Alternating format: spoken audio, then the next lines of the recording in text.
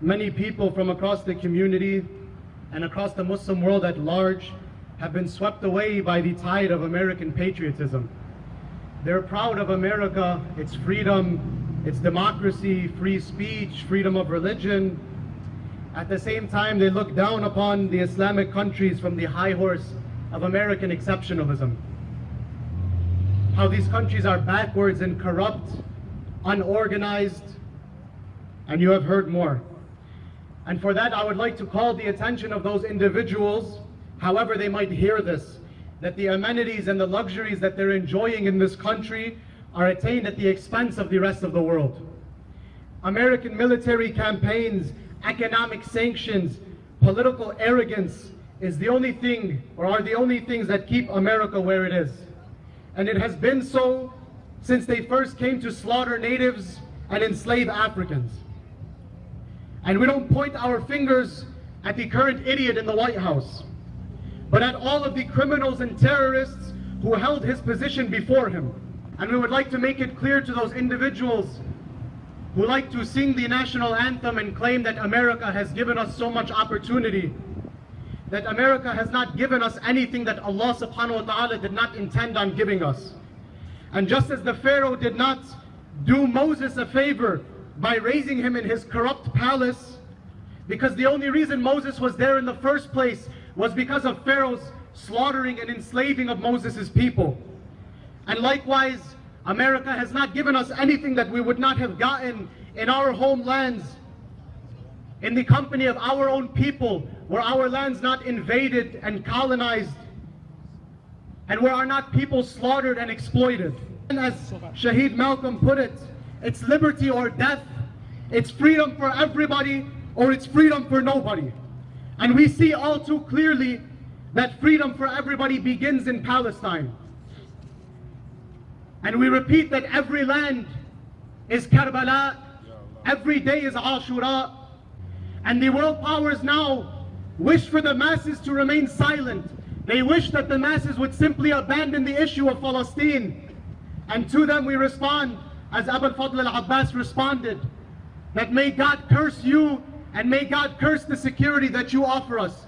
There is no doubt that not only will we witness the liberation of Palestine, but inshallah we're going to play an active role in it with our own hands. For us to experience this, we have to keep in mind what was said first by Sayyid Musa Sadr. Inna sharaf al-Quds ya'ba an yataharrar illa ala aydi al-mu'mineen al-shurafa.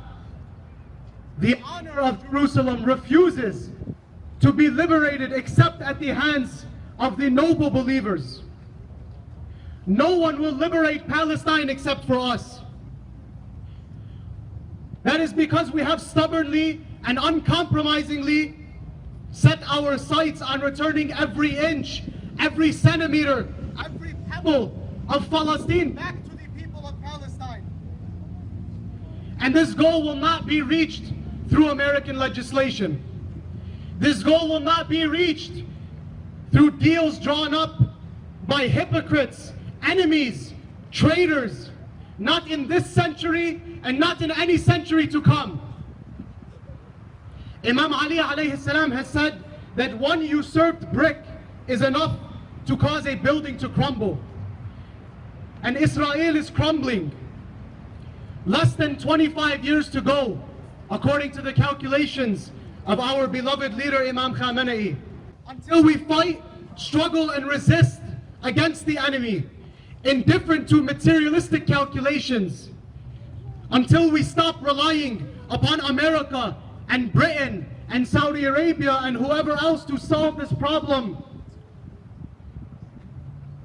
until we start relying upon Allah subhanahu wa ta'ala, this problem will not be solved. This cancer will not be removed, and Palestine will not be liberated. Everywhere the Muslims stood up and fought back with faith and reliance upon Allah as the basis and the foundation of their resistance, they found victory in the most impossible circumstances. From the Islamic Republic, from the Islamic Revolution, to the resistance of the believers in Lebanon, resistance was always the answer and victory was always the outcome. And in Palestine too, resistance is the only answer in the face of an arrogant, oppressive regime like the Zionist occupier. And as the brothers and sisters have chanted before, it is true, there is only one solution: intifada, revolution. Nothing else will bring about the liberation of Palestine. Nothing else will stop the oppression in Yemen. Nothing else will return all of Syria back to Syria. The same people bombing, exploiting, terrorizing, colonizing our lands overseas are the same people oppressing, corrupting, brainwashing the people over here. And our quarrel is not with the people of America, but with the satanic government and the satanic politicians. Resistance is justified when people are occupied. Resistance is justified when people are occupied. We haven't forgotten any of those struggles all around the world. Well, brothers and sisters, I tell you this, none of those obvious forms of dhulm make us neglect the head of the snake. The head of the snake is Israel.